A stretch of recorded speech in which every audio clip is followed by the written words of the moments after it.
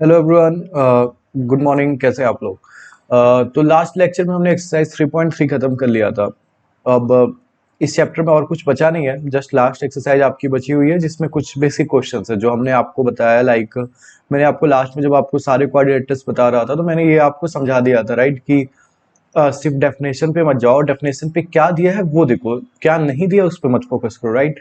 तो उसी के बेसिस पे कुछ आपसे क्वेश्चंस पूछेगा ताकि आपको चीजें थोड़ा और क्लियर हो जाए कि रेक्टेंगल क्या स्क्वायर होता है या स्क्वायर क्या रेक्टेंगल होता है। ये सारी चीजें हमें क्लियर हो जाए, ठीक है? तो चलिए शुरू करते हैं। बट हाँ, अगेन अब तक जो हमने पढ़ा वो मेन टॉपिक्स थे, वो कवर हो चुके हैं। बट किसी को अगर कोई डाउट होगा तो आप प्लीज उसको कमेंट में बताइएगा ताकि उसको हम और अच्छे से समझ सके। ओके, खैर स्टार्ट करते हैं। क्वेश्चन नंबर 1 कह रहा है कि स्ट्रेट वेदर ट्रू और फॉल्स, ये आपको बताना है, ठीक है? तो पूछ रहा है कि क्या सारे रेक्टेंगल स्क्वायर होते हैं? ऑल रेक्टेंगल्स आर स्क्वायर, ठीक है? रेक्टेंगल क्या होता है? सामने सामने के बराबर, ठीक है? ध्यान समझो। स्क्वायर क्या होता है? चारों साइड्स बराबर और एंगल भी बराबर। तो देखो, रेक्टेंगल में एंगल बराबर होते हैं, स्क्वायर में बराबर होते हैं, ये तो ठीक है। बट रेक्टेंगल में तो सिर्फ सामने सामने की बराबर होती है ना, मतलब मिनिमम कंडीशन तो सामने सामने की बराबर है। बट स्क्वायर की मिनिमम कंडीशन सारी बराबर है, तो ये फिर क्या हो गया? फॉल्स हो गया। ये आई होप आपको क्लियर हुआ होगा। बी पे आते हैं। All rhombus are parallelogram. तो रोम्बस क्या होता है? जिसकी चारों साइड्स बराबर होती है, ठीक है? तो चारों साइड्स बराबर है। पैरेललोग्राम क्या होता है? जिसकी सामने सामने की बराबर होती है। तो अगर चारों साइड्स बराबर है तो सामने सामने की भी तो बराबर होंगी ना, राइट? तो ये क्या हो गया? ट्रू हो गया, ठीक है? All squares are rhombus and also rectangle. तो सारे स्क्वायर्स रेक्टेंगल भी होते हैं, रोम्बस भी होते हैं, ये पूछ रहा है। स्क्वायर क्या होता है? जिसकी सारी साइड्स बराबर हो और सारे एंगल्स बराबर हो, मतलब 90 डिग्री हो। तो रोम्बस क्या होता है? पहले स्क्वायर लिख लो, फिर जो पूछ रहा है जो पहला वाला वो लिख लो। देखो उसकी प्रॉपर्टीज में आ रही कि नहीं। रोम्बस में क्या होता है? सामने चारों बराबर होती है, स्क्वायर में भी चारों होती है, तो रोम्बस तो होता है। सारे स्क्वायर्स रोम्बस होते हैं। फिर क्या ये रेक्टेंगल भी होते हैं? रेक्टेंगल में क्या होता है? सामने सामने के बराबर और सारे एंगल बराबर, तो सारे एंगल बराबर तो है स्क्वायर में, और चारों बराबर है तो सामने सामने के भी बराबर होंगे। तो ये भी आपका क्या हो गया? ट्रू हो गया, ठीक है? डी पे आते हैं। All squares are not parallelogram. ये बताओ क्या है? बोल रहा है कि स्क्वायर्स पैरेललोग्राम नहीं होते। भाई स्क्वायर मतलब चारों साइड्स बराबर, पैरेललोग्राम में सामने सामने के बराबर। तो भाई जब चारों साइड्स बराबर है तो सामने सामने की भी तो बराबर होंगी ना, तो ये क्या है? फॉल्स है। ये कह रहा है नहीं होती है, एक्चुअली में होती है, ठीक है? नेक्स्ट है all kites are rhombus. Kites क्या होती है? जिनकी बगल बगल की बराबर होती है। बट रोम्बस के लिए तो चारों साइड्स बराबर होती है ना, तो अगर बगल बगल की बराबर है तो जरूरी थोड़ी चारों बराबर हो, राइट? तो ये आपका क्या हो गया? फॉल्स, ठीक है? फिर कह रहा है ऑल रोम्बस आर काइट। तो भाई रोम्बस मतलब चारों साइड्स बराबर। तो जब चारों साइड्स बराबर है तो बगल बगल की तो बराबर होगी, राइट? तो ये क्या हो गया? True. All parallelograms are trapezium. तो पैरेललोग्राम क्या होता है? जिसके सामने सामने के बराबर और पैरेलल होती है। ट्रेपीजियम में तो एक ही पेयर पैरेलल होना चाहिए। भाई जब दोनों पेयर जिसके पैरेलल है तो उसके एक पेयर तो पैरेलल होगा ही, तो ये भी क्या हो गया? ट्रू हो गया। All squares are trapezium. भाई ट्रेपीजियम में चारों बराबर और चारों पैरेलल होते हैं, मतलब दोनों पेयर पैरेलल होते हैं, तो जब दो है तो ट्रेपीजियम भी होगा ही। तो आपको आई होप क्लियर हुआ होगा कि इसमें बेसिक डेफिनेशन की बात करें, जो मिनिमम क्राइटेरिया होता है वो होने का, उसके बेसिस पे पूछ रहा है क्या ये चीज दूसरा होगा कि नहीं। और आई होप इससे आपको बहुत से डाउट क्लियर हुए होंगे, ठीक है? तो नेक्स्ट आता है क्वेश्चन नंबर 2 पे। तुमको ऐसा क्वाड्रिलेटरल बताओ, हमने 5-6 टाइप्स पढ़े थे ना क्वाड्रिलेटरल के, तो उसी में से बताना है। ऐसा क्वाड्रिलेटरल बताओ जिसकी चारों साइड्स इक्वल हो। तो किस में इक्वल थी? अगर याद होगा आपको तो एक तो स्क्वायर में चारों साइड्स इक्वल होती थी, राइट? और एक किस में होती थी? रोम्बस में होती थी। तो पहले का आंसर क्या हो गया? Square and rhombus. क्लियर हुआ? आई होप क्लियर हुआ होगा। चारों एंगल्स किस में बराबर होते हैं? ये भी पता है हमें, स्क्वायर में बराबर होते हैं और रेक्टेंगल में बराबर होते हैं। देखो होने को बाकियों में हो सकते हैं, बट ये मिनिमम क्राइटेरिया इन दोनों की है, ठीक है? ओके, नेक्स्ट आता है क्वेश्चन नंबर 3 पे। Explain how a square is a quadrilateral. तो पहला तुम्हें बताना है कि ये स्क्वायर एक क्वाड्रिलेटरल क्यों होता है। तो भाई बिकॉज क्यों होता है क्वाड्रिलेटरल? मतलब इसमें चार साइड्स होती हैं, that's it. Because it has 4 sides, ठीक है? फिर पूछ रहा है कि बताओ वो पैरेललोग्राम क्यों होता है। पैरेललोग्राम क्यों होता है? पैरेललोग्राम भाई, पैरेललोग्राम में सामने सामने के बराबर होती है, तो इसको चारों बराबर है, तो ये होगा because its opposite sides are equal and parallel भी लिख लो, ठीक है। नेक्स्ट कह रहा है बताओ भाई रोम्बस क्यों होता है। अरे रोम्बस के लिए क्यों, बिकॉज उसकी चारों साइड्स बराबर होती है, वही लिख लो, because it's all sides are equal, ठीक है। पूछ रहा है रेक्टेंगल क्यों होता है, तो भाई सारे एंगल्स बराबर होते हैं इस वजह से, और सामने की साइड बराबर होती है, right, because it's all angles are equal and opposite sides are equal। समझ आया। तो ये पूछा ये क्यों होता है, तो इसलिए होता है बेसिकली आपको उसके बेसिक क्राइटेरिया इसमें होती है, इस वजह से होता है। तो क्वाड्रिलेटरल की बेसिक क्राइटेरिया क्या होती है, चार साइड होती है, स्क्वायर में होता है तो वो क्वाड्रिलेटरल है। पैरेललोग्राम की सामने सामने की बराबर और पैरेलल होती है, इसमें भी होती है, चारों होती है तो सामने सामने की होंगी, तो इसलिए पैरेललोग्राम है। रोम्बस में चारों साइड्स बराबर होती है, स्क्वायर में भी होती है, रोम्बस भी है। रेक्टेंगल में सामने सामने की बराबर होती है और एंगल्स इक्वल होते हैं, तो ये रेक्टेंगल भी है। आई होप ये समझ आया होगा, सब कुछ पढ़ा है, कुछ नया नहीं पढ़ रहे हम लोग। बोल रहा है कि ऐसे क्वाड्रिलेटरल का बताओ जिसके डायगोनल्स बाइसेक्ट करते हैं।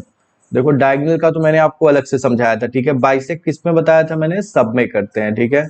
तो ये आपका हो जाएगा रोम्बस, स्क्वायर, मतलब वो जो चार थे उनमें सब में करते हैं, ठीक है। पैरेललोग्राम और आपका क्या आता है, एक रेक्टेंगल, ठीक है। पहले का आंसर तो ये हो गया। दूसरा कह रहा है जिसके परपेंडिकुलर बाइसेक्टर, याद होगा परपेंडिकुलर बाइसेक्टर मैंने बोला था जिसके साइड्स इक्वल होते हैं, ठीक है। साइड्स किसके इक्वल होते हैं, स्क्वायर और रोम्बस। तो ये सब पढ़ाया हुआ है, कुछ नया नहीं है। इक्वल किसके होते हैं, तो मैंने बताया जिसमें सीधा होता है, मतलब सारे एंगल 90 डिग्री होते हैं, तो वो आपको याद है रेक्टेंगल और स्क्वायर। तो सब बेसिक सिंपल है, मतलब अगर आपको स्टार्टिंग में चैप्टर क्लियर हुआ होगा तो ये सब बहुत आसान लग रहा होगा रिवीजन चल रहा है हमने अब तक जो पढ़ा, ठीक है। अब आते हैं क्वेश्चन नंबर 5। पूछ रहा है कि भाई बताओ रेक्टेंगल एक कॉन्वेक्स क्वाड्रिलेटरल क्यों है। तो कॉन्वेक्स पॉलीगन हमने पढ़ा था, तो क्वाड्रिलेटरल भी तो पॉलीगन ही है। तो कॉन्वेक्स कब होता था, जब उसके सारे एंगल इंटीरियर एंगल 180 से छोटे होते हैं, राइट। तो ये कॉन्वेक्स क्यों है, because it's all interior angle is less than 180 degree. Bracket में लिख दो कितना होता है, 90 डिग्री, ठीक है।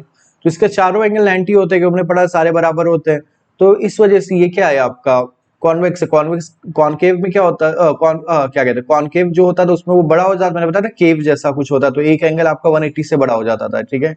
आई होप ये भी याद होगा आपको। अब आते हैं इस एक्सरसाइज का लास्ट चैप्टर, और ये चैप्टर हमारा यहीं पे खत्म हो जाएगा, ठीक है।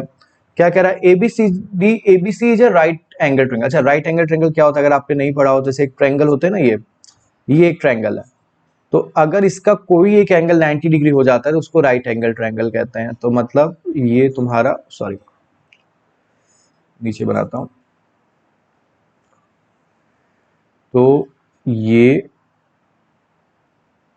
तुम्हारा क्या है, राइट एंगल ट्रायंगल, क्योंकि एक एंगल आपने 90 डिग्री का बना दिया, ठीक है। ऊपर डायग्राम बनाया भी है, देखो ए बी सी। हम अभी डॉटेड वाला नहीं बनाते हैं, डॉटेड लाइन, ये सिर्फ ABC is a right angle triangle, तो सिर्फ उसको कंसीडर करो, ठीक है। ओ बोल रहा है एसी का मिड पॉइंट है, अब मतलब राइट एंगल के अपोजिट जो साइड है, तो राइट एंगल के अपोजिट ये साइड है, इसका मिड पॉइंट ओ है। तो बोल रहा है बताओ कैसे तुम्हें पता कि ओ जो है वो तीनों से इक्वी डिस्टेंस है, मतलब इसकी दूरी ए से भी उतनी है, बी से भी उतनी है, सी से भी उतनी है। मतलब अगर मैं इसको ज्वाइन कर दूं तो तुम्हें एक्चुअली में प्रूफ करना है कि एओ जो है वो ओसी के बराबर है और वो बराबर है तुम्हारा बीओ के। क्लियर हुआ, ये हमें टू प्रूफ, मतलब ये हमें प्रूफ करना है, ठीक है। क्लियर हुआ? तीनों से इक्वी डिस्टेंस चाहिए हुआ ना, लाइन को जोड़ दो, दो पॉइंट के बीच में डिस्टेंस कितनी होती है, उसके बीच की जो लाइन होती है। तो ये हमें प्रूफ करना है, ठीक है। अब कैसे प्रूफ कर सकते हैं भाई, हमने ट्राइंगल तो अभी पढ़ा नहीं, क्या पता आपने पहले पढ़ा हो, बट हमने तो स्क्वायर क्वाड्रिलेटरल ये सब पढ़े हैं। बट ध्यान से देखो, इन्होंने खैर ऊपर आपको हिंट के लिए बना भी दिया है, ठीक है। बट अगर ध्यान से देखो, ये देख के, इतना डायग्राम देख के ये लग रहा है कुछ कुछ ये आधा रेक्टेंगल, राइट। तो अगर हम इसको एक्सटेंड कर दे, देखो इसके पैरेलल एक्सटेंड करो जितना ये है, मतलब अब एक्सटेंड करने को तो आप इसको इधर भी बढ़ा सकते हो, ऐसे भी बढ़ा दोगे, ऐसे भी बढ़ा दोगे नीचे, बट आपको इसके पैरेलल एक्सटेंड करना है, ठीक है। तो ये आपने इसके पैरेलल एक्सटेंड किया, तो पैरेलल मतलब क्या होता था भाई बता ना, एक साइड के एंगल का सम 180 होता है, दो पैरेलल, तो ये 90, तो ये भी आपका अपने आप 90 हो गया, राइट। और सिमिलरली, और इसके बराबर ही एक्सटेंड करना था ताकि और आगे ना जाए, तो ये आप नीचे लेते आओगे।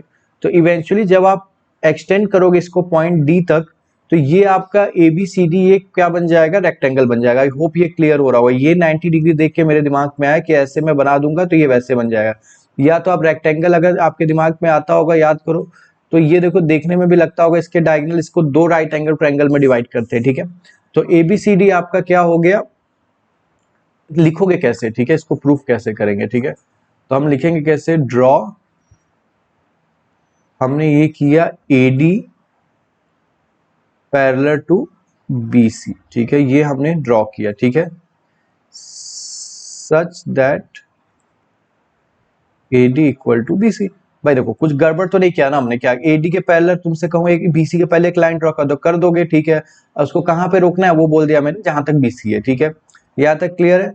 अब कहोगे अब ये अगर अब डीसी को ज्वाइन कर दो। अच्छा एक और चीज जान लो, ये भी तो बच्चों जैसे आई है बट तुमको पता है, दो ट्रेन की पटरियां है, राइट, उनके बीच में डिस्टेंस हमेशा सेम ही होता होगा ना। अगर वो पैरेलल है तो ऐसा थोड़ी होगा यहाँ डिस्टेंस ज्यादा होगा यहाँ कम होगा, राइट। तो अब तुमने एडी को बीसी के बराबर किया तो एडी तो बीसी बराबर हो गया क्योंकि तुमने ही बनाया, बट ए बी और डीसी कैसे बराबर हुए भाई, एडी और बीसी अगर पैरेलल हैं, तुमने उनके पैरेलल लाइन ड्रॉ की तो उनके बीच की दूरी तो हमेशा सेम होगी ना। तो चाहे यहाँ पे नापो उनके बीच की दूरी ए बी है, यहाँ पे इनके बीच की दूरी डीसी है, तो A B equal to DC. Reason क्या हो गया आपका कि डिस्टेंस बिटवीन पैरेलल लाइन, ठीक है। ये आई होप क्लियर हो रहा होगा कैसे हुआ, ठीक है। अब एंगल तो सारे 90 हो गए, ये 90 हो गया, ये आपका 90 हो गया, और दो एंगल 90 हो गए, तो क्वाड ये क्या कहते हैं इसको पैरेलल। अभी देखो ये आपका क्या बना, आपने क्या प्रूफ किया, ध्यान समझो, आपने अपोजिट साइड्स को इक्वल प्रूफ किया और अपोजिट साइड्स को पैरेलल प्रूफ किया, ठीक है, क्योंकि ये भी 90 अभी आपने अपोजिट साइड को फॉर एग्जांपल इक्वल प्रूफ किया, तो ये हेंस क्या हो गया आपका, हेंस अभी के लिए आपने प्रूफ किया A B C D is a parallelogram, ठीक है। ध्यान समझना, ये अपने आप रेक्टेंगल नहीं हो गया, ये अभी आपने पैरेललोग्राम प्रूफ किया, ठीक है, क्योंकि आपने अभी तक क्या प्रूफ किया, सामने सामने की बराबर होती है, ठीक है। अब बराबर होती है अपने आप पैरेलल होती है तो लिखने की जरूरत नहीं, बट अभी रेक्टेंगल प्रूफ करने के लिए आपको सारे एंगल को बराबर प्रूफ करना पड़ेगा, ठीक है। अब देखो एंगल बी बराबर क्या हो गया, एंगल डी, क्योंकि ऑपोजिट एंगल, ठीक है। A plus B equal to 180, reason क्या हो गया, एडजेसेंट, तो बी को इन्होंने 90 दिया हुआ है तो ए भी क्या हो गया, 90 हो गया। अब यहां से सी भी आपका क्या हो गया, 90 हो गया, ये भी आपका ऑपोजिट, तो चारों एंगल आपने 90 प्रूफ कर दिया, तो चारों एंगल क्या हो गए, बराबर हो गए, ठीक है। यहां तक समझ आया। अब हेंस आपका क्या हो गया, A B C D is a rectangle, clear हुआ। अब कहोगे दिमाग में आपके क्वेश्चन आ सकता है, सर ये क्या फालतू आप समझा रहे हो, पूछा तो था लाइन को प्रूफ करो, ये आप कहां चले गए पैरेललोग्राम प्रूफ करने, रेक्टेंगल प्रूफ करने। देखो ये जो जैसे उसने बोला कि ये इसका मिड पॉइंट है, इसके बराबर प्रूफ करो, ठीक है। तो मेरे दिमाग में सबसे पहले क्या आया कि ये अगर बाइसेक्ट कर रहा हो, ये बीच में आ रहा हो, तो ये दोनों बराबर होंगे। बाइसेक्ट करते ही मेरे दिमाग में आया कि देखो रेक्टेंगल, पैरेललोग्राम, स्क्वायर, रोमबस इन्हीं के बाइसेक्ट करते हैं। तो अगर मैं ये सोचूं कि इनमें से मैं किसी एक को प्रूफ कर लूं, तो एटलीस्ट मैं ए और ओसी को तो बराबर प्रूफ कर लूंगा क्योंकि वो दोनों एक ही डायगोनल के टुकड़े हैं। अब ये दूसरे डायगोनल का टुकड़ा है, तो अगर ये इसके भी बराबर है तो इट मींस दोनों डायगोनल इक्वल होंगे। और दोनों डायगोनल किस में इक्वल होते हैं, स्क्वायर और रेक्टेंगल में, राइट। यहाँ तक आपको आई होप समझ आ रहा होगा। तो अब मैं या तो रेक्टेंगल प्रूफ कर लूँ या तो स्क्वायर प्रूफ कर लूँ। रेक्टेंगल प्रूफ करना ज्यादा आसान होता है क्योंकि स्क्वायर में एक क्राइटेरिया और बढ़ जाती है कि सामने सामने के साथ साथ चारों बराबर होते हैं। बट अगर हम सिर्फ सामने सामने का भी बराबर प्रूफ कर ले तो भी तो ये हमारा काम हो जाएगा, राइट। तब हमने रेक्टेंगल प्रूफ कर लिया तो इट मीन्स क्या हो गया आपका, AC इक्वल टू आपका क्या हो गया, BD। ठीक है, यहां तक क्लियर। अब ये हो गया तो इनके आधे भी बराबर होंगे, तो AC बाई 2 बाई 2 नंबर बराबर है तो उनके आधे भी तो बराबर होंगे। तो AC का आधा क्या हो गया आपका, AO हो गया, और BD का आधा क्या हो गया,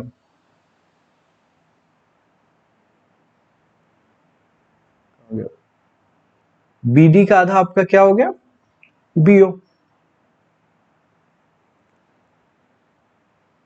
और सिमिलरली जैसे AC का आधा AO है वैसे OC भी है, तो ये भी आधा हो गया है। प्रूफ क्लियर हुआ। तो देखिए ये चैप्टर हमने खत्म कर लिया। आई होप आपको अंडरस्टैंडिंग क्वाड्रिलेटरल चैप्टर समझ आया होगा। जिसको कोई भी डाउट होगा तो प्लीज आप कमेंट करके बताएं। हमने इस चैनल पे अब तक क्लास 8 की मैथ के 2 चैप्टर खत्म कर लिए, और जैसा मैंने बताया था हम सारे चैप्टर कवर करेंगे। और ताकि जैसे मेरा जो मेन एम था कि किसी को कोचिंग ना करनी पड़े, जो लोग क्लास 8 में उनको पूरी मैथ यहीं से समझ आ जाए, तो हम उसी पे हैं। बट इसके लिए थोड़ा सा आपको ये करना पड़ेगा कि आपको डाउट्स पूछने होंगे, राइट। क्योंकि मैं तो अपने अकॉर्डिंग पढ़ाते जा रहा, वैसे तो मैं ट्राई कर रहा हूँ कि जितना आसान तरीके से आपको समझा सकूं, बट स्टिल कुछ चीजें मिस हो जाती हैं या कुछ चीजें किसी को नहीं समझ आती हैं। तो आप लोग जितने पूछोगे अच्छे से उतने अच्छे से मैं और उसको एक्सप्लेन कर पाऊंगा, ठीक है। तो अभी के लिए इतना ही, मिलते हैं नेक्स्ट चैप्टर में, नेक्स्ट लेक्चर में। Thank you.